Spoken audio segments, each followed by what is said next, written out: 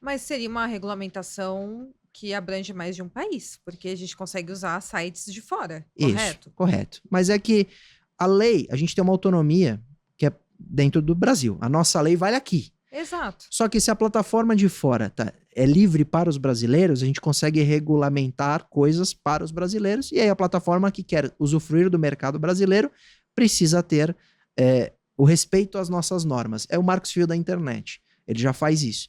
Então, seria uma lei nacional que diz, por exemplo, você quer ter uma IA livre para brasileiros? Eles não vão poder remover marca d'água, não vão poder criar a imagem de pornografia de alguém. Tem muita IA hoje que você pega a foto de alguém, manda pôr num corpo nu, ela te entrega um vídeo de pornografia. Isso tá acontecendo mesmo. Eu Então, vi vários casos. Exato. Aí você vaza e o prejuízo à imagem daquela famosa ou daquele anônimo, que vai sair no nude vazado que é falso e que ele é muito bem feito. Porque uma vez, num debate, numa universidade, falaram, mas Duras, qual que é a diferença do programador para a IA?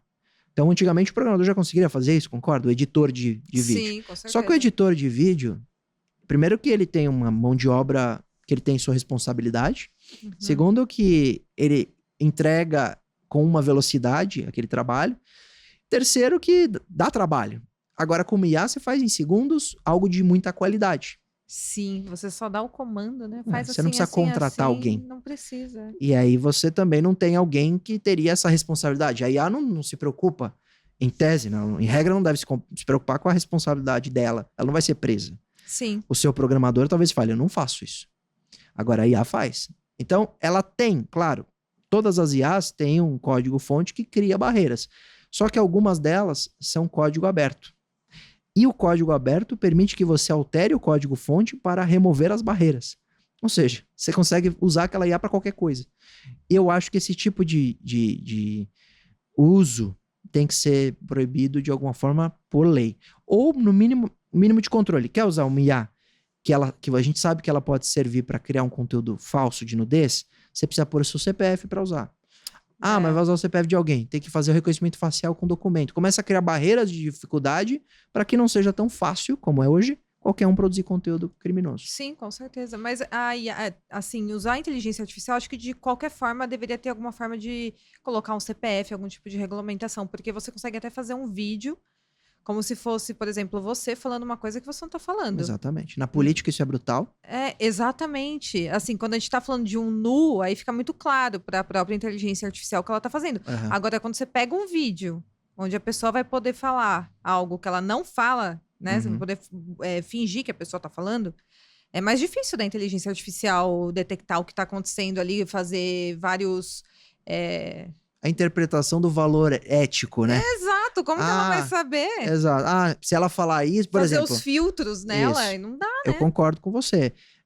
Por exemplo, imagina que durante a pandemia você pega uma IA e põe para um político falar alguma coisa do Covid, isso fica muito ruim. Agora, a IA pensar que se fizer aquele vídeo com aquele teor, aquilo é muito ruim do ponto de vista humano, é muito difícil. Por exemplo, esse político não falaria isso. Tipo, como que a inteligência artificial vai saber? Não vai. Não vai. Por isso que talvez você, além de cobrar alguns filtros obrigatórios, que é aquele crime que qualquer um ao analisar, verifica, né? Você precisa do controle posterior. E o controle posterior só vem se você tiver alguma forma de identificar o autor.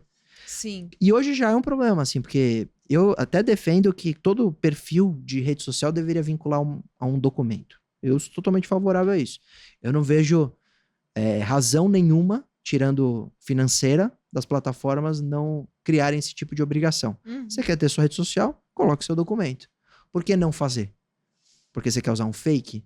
É anonimato. Porque você quer anonimato? Mas o anonimato, pela Constituição, não te libera a liberdade. A liberdade de expressão só vem salvo se a pessoa não está usando o anonimato. Sabia disso? Isso é previsão constitucional. Não sabia. A Constituição fala de liberdade de expressão salvo se a pessoa utilizar de alguma forma para se proteger e usar o anônimo. Por quê?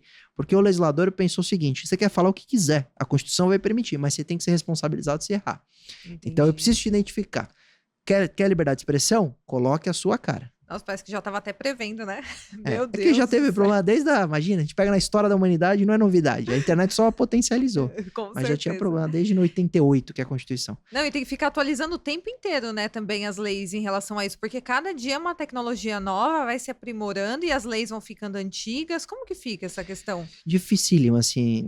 Primeiro porque mesmo quando a gente atualiza a lei para acompanhar um problema, o legislador brasileiro tem uma fama que a gente espera um caso viral e a gente legisla em cima do caso. Por isso que lei no Brasil tem nome de famoso. É verdade. Inclusive, adorei um comentário outro dia que a gente agora vai ter a lei Ingrid Guimarães contra as empresas de aviação, né? Contra Não, as isso aí empresas não aéreas. para de repercutir na Eu, assim, internet. eu acho que a Ingrid tem toda a razão.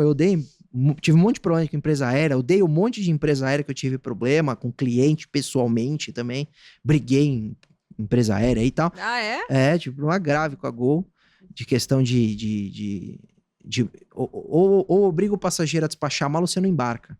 E aí eu questionei, depois o bagageiro do avião tava vazio, o superior eu filmei, briguei com a Gol. Mas não fui só eu, né? Outros passageiros, foi um grupo ali. Aham. Então eu sei que a experiência nunca é muito boa. Então aí o que acontece? Isso fica famoso, o legislador vem e fala, vou resolver esse problema. Com duas intenções. A intenção de resolver esse problema, mas a intenção de ser o dono, o pai da ideia. Certo. Para ele é bom ser o legislador que teve, por exemplo, o projeto aprovado com a lei Ingrid Guimarães.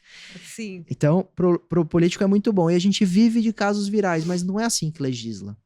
Porque a legislação não tem que vir só de um caso que ficou famoso e pontualmente resolver aquele problema. Você tem que ver todo o problema social e resolver. Até porque quando você legisla para um caso, às vezes você coloca termos que vai no futuro ver que não... Por exemplo, Lei Carolina Dickmann. É uma lei de 2012 que criminalizou invasão de computador, invasão de dispositivo informático. Quando o legislador quis criar essa lei, ele colocou assim: invadir computador, invadir dispositivo informático, conectado ou não à rede mundial de computadores, mediante violação de mecanismo de segurança. Isso estava na lei. Certo. Quando chegava um caso e o invasor, o hacker era investigado, tinha que se encontrar a violação de mecanismo de segurança. Se ele não violou o mecanismo de segurança, que é uma senha, Sim. se ele não violou, não tinha invasão. Então você está numa biblioteca com o seu computador ligado, desbloqueado. Você vai ao toalete, alguém senta nesse computador e usa ele sem a sua autorização. Ele não invadiu. Ele não cometeu crime de invasão do dispositivo informático porque ele não violou o mecanismo de segurança. Especificou demais. Exatamente. Sabe o que o legislador fez agora, recentemente? Tirou essa parte. A gente mudou a lei de novo. Então a gente voltou atrás e tiramos esse trecho. Por quê? Porque depois de 4 anos, não mais, né, 2012 até, depois de 10 anos, a gente percebeu que não era o ideal. Mas por que ele foi assim para a lei? Por que ele foi aprovado assim? Porque à época, com o clamor da história da Carolina Dickmann, aquela ideia foi aprovada, aquela ideia foi comprada. Então o legislador no Brasil faz muito isso. Não olhando o contexto geral, olhando só um caso específico, isso que atrapalha às vezes. Isso, e a gente legisla às pressas porque você tem que aproveitar a onda que tá hypada aquele tema e precisa aprovar uma lei ao invés de ser algo que a sociedade debate por bastante tempo e depois fala, não, essa é uma boa lei para todo mundo.